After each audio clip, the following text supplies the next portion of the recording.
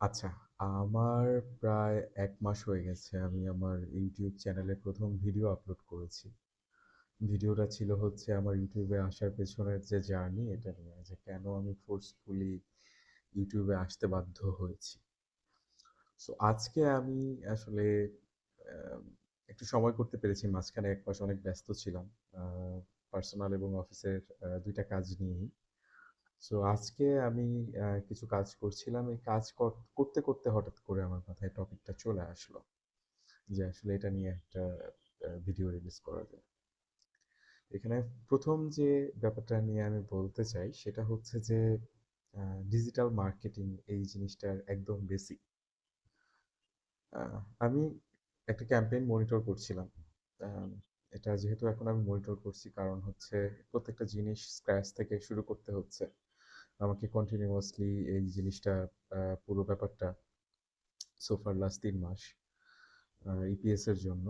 আ ওখান থেকে আমাকে প্রত্যেকদিন আমার ওই ডেটাগুলা দেখতে হচ্ছে এবং কন্টিনিউয়াসলি আমার বিভিন্ন ক্যাম্পেইন এবং স্ট্র্যাটেজি গুলা অপটিমাইজ করতে হচ্ছে। তো এজন্য এই ব্যাপারটা নিয়ে একটু কথা বলতে চাচ্ছিলাম। আ যারা ডিজিটাল মার্কেটিং নিয়ে কাজ করতেছেন, তাদের জন্য সবথেকে বড় চ্যালেঞ্জ হচ্ছে আ আমার কাছে মনে হয় ডিজিটাল মার্কেটিং এর যে উদ্দেশ্য ওটাই।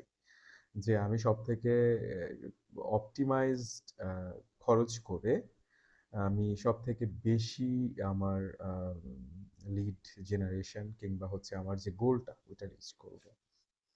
তো এই ক্ষেত্রে মোস্ট অফ দ্যা কেসেস আমাদের অ্যাকচুয়াল যদি বিজনেস এনভায়রনমেন্ট এর ক্ষেত্রে মোস্ট অফ দ্যা টাইম গোল হয় হচ্ছে লিড জেনারেশন। অন্যান্য বিভিন্ন অর্গানাইজেশনের জন্য যারা কাজ করেন, বিভিন্ন বড়, বড় কোম্পানির জন্য যারা কাজ করেন, যারা তাদের সোশ্যাল মিডিয়া থেকে ডিরেক্টলি কোনো ধরনের কোনো লিড জেনারেট করে না। এটা ছাড়া আমরা যারা অ্যাকচুয়ালি গ্রোথ ওরিয়েন্টেড বিজনেসগুলোতে মার্কেটিং অথবা সেলস রিলেটেড পুরো বিজনেসটা ডেভেলপমেন্ট নিয়ে কাজ করি। তো তাদের জন্য সবথেকে বড় চ্যালেঞ্জ এটাই, যেটা হচ্ছে ওইখানেই একটা ডিজিটাল মার্কেটারের অ্যাকচুয়ালি সার্থকতাটা থাকে। তো সেটা হচ্ছে যে সবথেকে অপটিমাইজড খরচে আমার অ্যাড এর রিটার্ন নিয়ে আসে। তো আমার গোলটা অ্যাকমপ্লিশ করা। তো এক্ষেত্রে গোল ভিন্ন রকমের হতে পারে, সেটা নিয়ে আমি পরে কথা বলব। বাট আ কিছু বেসিক জিনিস আমি এখানে বলতে চাই। সেটা হচ্ছে যে আপনি যখন ডিজিটাল মার্কেটিং নিয়ে কাজ শুরু করেছেন, আচ্ছা, একটা কথা হচ্ছে আমার ভিডিওগুলা মোস্টলি তাদের জন্যই হবে যারা অলরেডি এই সেক্টরটা নিয়ে কাজ করছেন কিংবা শুরু করেছেন কিংবা শুরু করার জাস্ট ইমিডিয়েট আ আগের স্টেজে আছেন। আপনাদের মোটামুটি এখন আমি মনে করি যে মানে যাদের উদ্দেশ্যে আমি কথাগুলো বলছি, তাদের বেসিক আইডিয়া আছে ডিজিটাল মার্কেটিং রিলেটেড। তো তাদেরকে বলছি যাতে মানে আমার কথা অন্যদের হয়তোবা বুঝতে কিছুটা সমস্যা হতে পারে। তো আপনারা যখন এই ব্যাপারটা নিয়ে কাজ শুরু করবেন, সো ১ম যে ব্যাপারটা সেটা হচ্ছে যে আপনারা কতটুকু ওই বিজনেস সম্পর্কে জানেন। আরো স্পেসিফিক্যালি যদি আমি এটার ভেতরে ঢুকতে যাই, তাহলে আপনি কতটুকু প্রোডাক্ট সম্পর্কে জানেন, কতটুকু ওই কোম্পানির আ ব্র্যান্ড গাইডলাইন কিংবা হচ্ছে কোম্পানির যে আ মিশন এবং ভিশন যে ব্যাপারটা, এই ব্যাপারটা সম্পর্কে জানেন। আ কতটুকু আপনি ওই টার্গেট অডিয়েন্স কারা তারা তাদের সম্পর্কে জানেন এবং সবথেকে অ্যা সি মানে last but not the least, আপনি ওই বিজনেসের পেইন পয়েন্ট সম্পর্কে কতটুকু জানেন। সো এই ব্যাপারটা ১ম এ খুব গুরুত্বপূর্ণ, যেটা আমরা মোস্ট অফ দ্যা কেসেস আপনার বিজনেস ওনার যারা, তারা এই পেইন পয়েন্ট গুলো বুঝতে না পারার কারণে হচ্ছে ডিজিটাল মার্কেটার হায়ার করে না। সো এখানে বেশ কিছু ব্যাপার আছে যে ব্যাপারগুলো নিয়ে আমি একটু করে বলতে চাই। ১ম যে ব্যাপারটা সেটা হচ্ছে যে আপনার যে পেইন পয়েন্ট, এই পেইন পয়েন্ট গুলা যখন আপনি বুঝলেন, বোঝার পরে আপনার ১ম কাজটা যেটা হচ্ছে যে আপনাকে বিভিন্ন মেথডে এই পুরো মার্কেটিং স্ট্র্যাটেজিটা সাজানো। সবসময় একটার বেশি ব্যাকআপ রাখা। এর কারণ হচ্ছে আপনি যখন নতুন একটা প্রোডাক্ট সম্পর্কে উম প্রোডাক্ট নিয়ে মার্কেটে আসবেন, তখন আপনাকে আসলে মানে there is no way back. আপনাকে এরকম একটা টার্গেট রাখতে হবে যে যেকোনোভাবেই হোক এই টার্গেট কাস্টমার। বিকজ প্রোডাক্টটা যখন ডেভেলপ হয়েছে অথবা ম্যানেজমেন্ট যখন ইনভেস্ট করেছে একটা প্রজেক্টে, সো ম্যানেজমেন্ট অবশ্যই এটা ভেবেচিন্তে ইনভেস্ট করেছেন এবং এটার পেছনে বাই দিস টাইম তারা অনেকটা কস্ট ইনকার করে এই পর্যন্ত এসেছেন। সো তাদের কাছে ব্যাপারটা হচ্ছে এই প্রোডাক্টটা যদি মার্কেটে সেল না হয় তাহলে তাদের পুরো ইনভেস্টমেন্টটাই লস। কারণ তারা স্টার্টিং এ যদি আপনি কিছু না দেখাইতে পারেন তাহলে ম্যানেজমেন্ট কোনোভাবেই এই প্রোডাক্টটা নিয়ে হয়তো আপনাকে দিয়ে আগাবে না। এরকম একটা ব্যাপার হয়ে যায়। তো আমরা যখন বিভিন্ন ডিজিটাল মার্কেটিং এজেন্সি কিংবা হচ্ছে ইন্ডিপেন্ডেন্ট যারা ডিজিটাল মার্কেটার তাদেরকে যখন হায়ার করতে যাই কিংবা ইন সাম এক্সটেন্ট আমরা যখন কোম্পানিতে ফুল টাইম ডিজিটাল মার্কেটার এবং মার্কেটিং টিম নিয়ে ভাবি, তখন আমাদের একটাই চ্যালেঞ্জ থাকে, সেটা হচ্ছে যে আমি কি পরিমাণ এদের পেছনে ইনভেস্ট করছি এবং এই ইনভেস্টমেন্টটার এগেনস্টে তারা আমাকে কি পরিমাণ রিটার্ন দিচ্ছে। তো এই ব্যাপারটা ম্যানেজমেন্ট খুব ক্রিস্টাল ক্লিয়ার দেখতে চায় with data, with sales volume, with the growth and everything. So আপনাকে ম্যানেজমেন্টের এই পেইন পয়েন্টটা বুঝে আপনাকে যে জিনিসটা করতে হবে, আপনাকে তিনটা তিনটা কাজ ফলো করতে হবে। আপনাকে এখানে পুরো বিজনেস বা ম্যানেজমেন্ট পেইন পয়েন্ট বুঝতে হবে, আপনাকে সঠিকভাবে স্ট্র্যাটেজি সাজাতে শিখতে হবে, আর থার্ডলি হচ্ছে আপনাকে স্ট্র্যাটেজি অনুযায়ী ডেটা ড্রিভেন একটা গ্রোথ ম্যানেজমেন্টে দেখাতে হবে। সো এই তিনটা ক্রাইটেরিয়া যদি আপনি ফুলফিল করতে পারেন তাহলে হচ্ছে আপনি একজন ডিজিটাল মার্কেটার হিসেবে আমি বলবো যে আপনি আপনার ডোমেইনে আপনি একজন সার্থক। আমি কে ভালো কে খারাপ সেটার কনটেক্সটে যাচ্ছি না। আহ, পুরো ব্যাপারটা হচ্ছে যে আপনি আপনার জায়গা থেকে আপনি আপনার কাজটা বুঝেন কিনা। আপনার মতো 1,000, 1,00,000, 1,00,00,000 মানুষ থাকতে পারে যারা এই কাজটা আপনার মতোই ভালো পারে। তো আপনার জন্য হচ্ছে ওই অ্যাচিভমেন্টটা, ওই স্যাটিসফ্যাকশনটা নিজের কাছ থেকে এবং আপনি যে বিজনেসের জন্য কাজ করছেন তাদের কাছ থেকে আপনার এই স্যাটিসফ্যাকশনটা আসবে। তো এজন্য আপনাকে কন্টিনিউয়াসলি বিজনেস পেইন পয়েন্ট বুঝতে হবে, নতুন নতুন বিজনেস নিয়ে আইডিয়া থাকতে হবে সব সময়।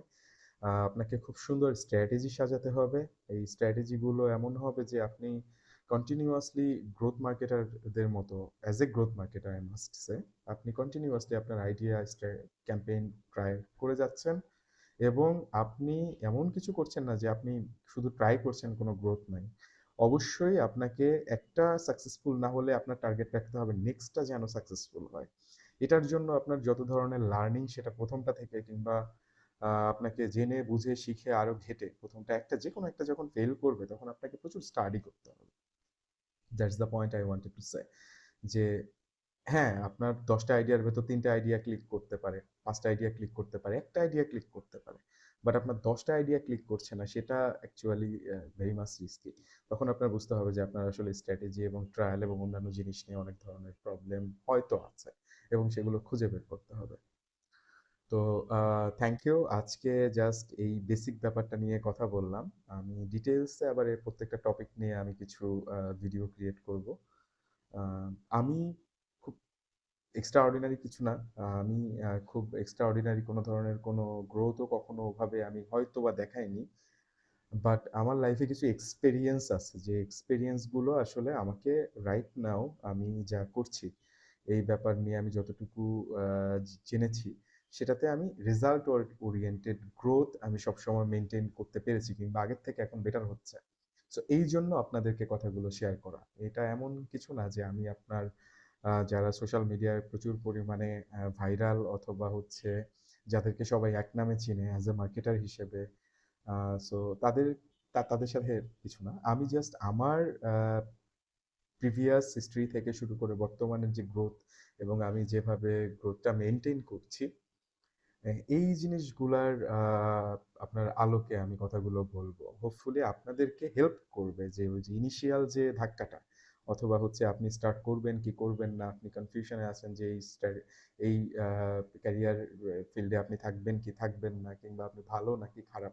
তো এগুলো থেকে আপনাকে বের হয়ে আসতে হবে। হোপফুলি আমার ভিডিওগুলো ওই সব মানুষদের জন্য যারা হচ্ছে স্ট্রাগল করছে বিভিন্ন ফেজে। Even I am also struggling right now, but with different things. আমিও এক সময় আরো ছোট জিনিস নিয়ে স্ট্রাগল করতাম, এক সময় হয়তো আরো বড় জিনিস নিয়ে স্ট্রাগল করবো। I want that struggling thing going on but আমি কি স্ট্রাগল করে কি শিখতেছি, কি আউটপুট দিচ্ছি, আর কি বড় স্ট্রাগল, নেক্সট স্ট্রাগল আমি সামলাবো। সবকিছুর একটা কম্বিনেশন আমাকে মেইনটেইন করে যেতে হবে আজীবন।